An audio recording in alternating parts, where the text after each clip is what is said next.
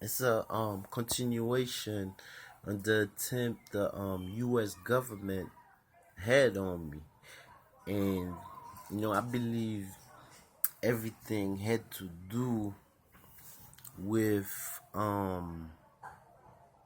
Detective Marty. Like I said, I used to work at SOS Security. Um, he was the head security there, but he also that was his side job, and he was a head murder detective in Jersey City. So everybody know that, but nobody gonna confess it because that really look bad on their reputation. That he have sexual favors with murderers and kingpin to release him and have another police lock them up where he not there to save them. So everybody in the hood, he even had his own people working at the security. He brought this girl in, and I don't forgot her name. This light skinned girl, and her boyfriend used to work for UPS doing delivery. I don't even think she got a high school diploma. Even me, I don't got a high school diploma. Anyway, from what I heard and know, that he was in a sexual relationship with that guy, that Marty had his girlfriend or his wife working at security. And I think I got all of them, both of them fired, Marty and that girl, because I was a captain there, and I was like I was a sergeant. I was one of Mel people's, but Mel is a fruity guy, so I always pay close attention to what he do. I don't even think Mel had a high school diploma. I was doing all his work. That's why I was the only one that wrote that incident. You know, and even Mel told me Marty used to follow him. So if I don't know if it's true, but Mel did tell me that. If I'm lying, you could have Mel take a lie detector test that he didn't tell me Marty used to follow him. Anyway, so I got arrested for employing juvenile. The charge that I'm deported for, the fake felony. So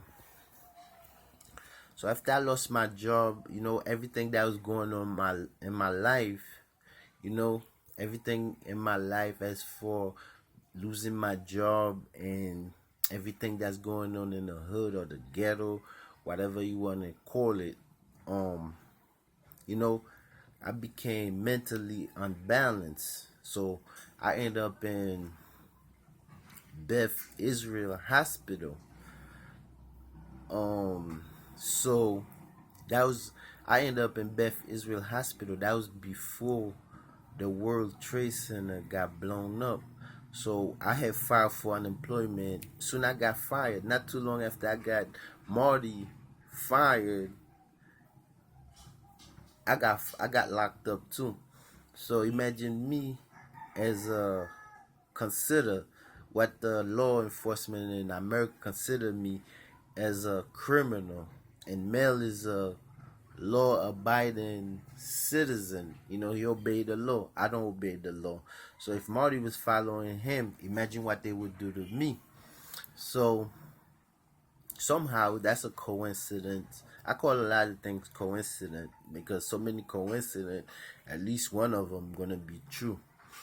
Um, Somehow, I always believe, and people always say, the American government knew about the World Trade Center. It's just like what was going to happen in 9/11. It's just like the federal FBI need the local police, especially the murder detective, to solve murder when something become federal charge. So they all know each other. So somehow the day the World Trade Center got blown up, I was in motor vehicle trying to collect my unemployment from SOS Security, where I got Detective Marty fired.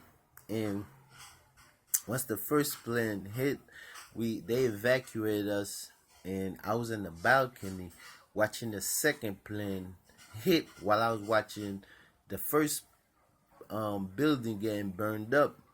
So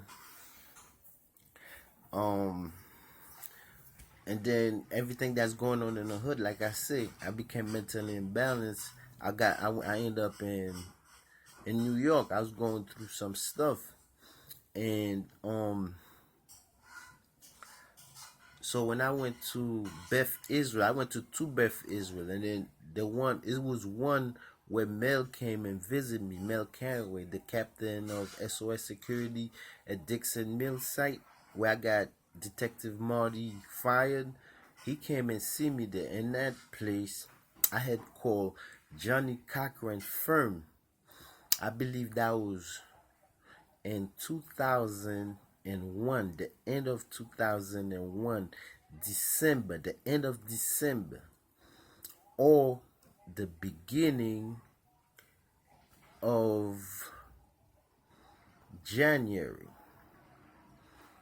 You know, soon I came out the hospital. I had no money. I was broke, mentally unbalanced. That's when I caught that felony that I was employing a juvenile. I believe they found about $34 on me. It wasn't no more than $40. And they said I was employing a juvenile. So that's what I'm deported for. And, I called Johnny Cochran on them because I felt like the U.S.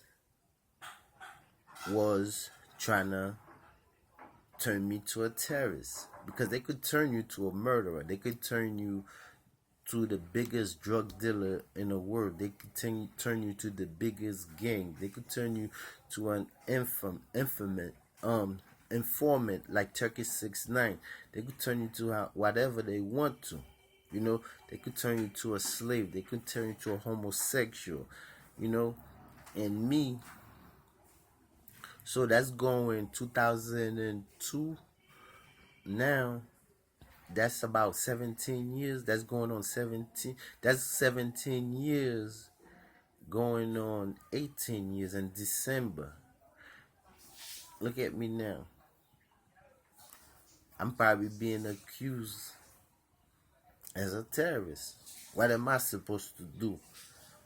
After all these things the U.S. government accused me of, all these arrests, 50 arrests, over 50 arrests, not including the time they stopped me, because I've been stopped plenty of time by police, and still I never made it to prison.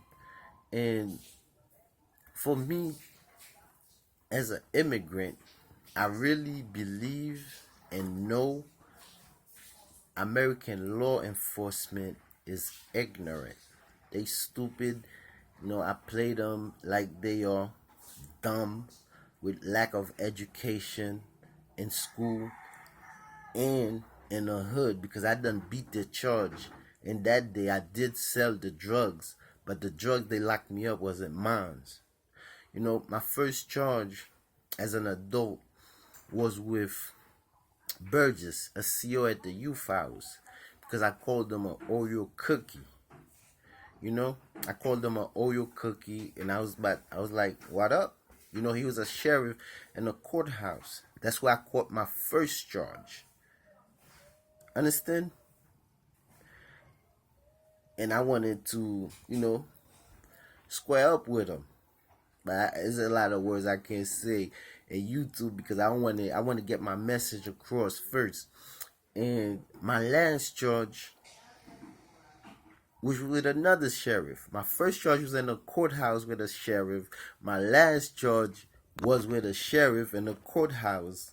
Because I was talking, like I already said it, and 15 people was there. I said I was gonna kill him.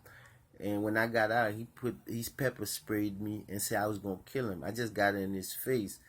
and my nose was touching his nose, and I was like, "Fuck you, you white motherfucker!" And I took off my clothes, and I was like, "What?" So I was charged with threatened to kill him, and I was about to go to trial for that. The judge is on record. He was like, "It's like playing lottery," because I just finished beating those cows. It's like playing lottery, so because I couldn't use an inmate to testify on my behalf. But if I did hit him, they could have used all the inmates to testify on their behalf. You know, that's how the law is messed up. So anyway, I'm home. I'm a free man. That's why I'm free to speak, say whatever I want. It's the truth. Everything I said, I did it on Facebook. No one denied it, and it was everybody in my hood. So I ain't no fake here. I ain't fake.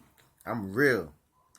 You call it what you want, thug, gangster. I'm real because nobody on Facebook from my hood denied anything I said or came at me sideways saying it ain't what it sound like.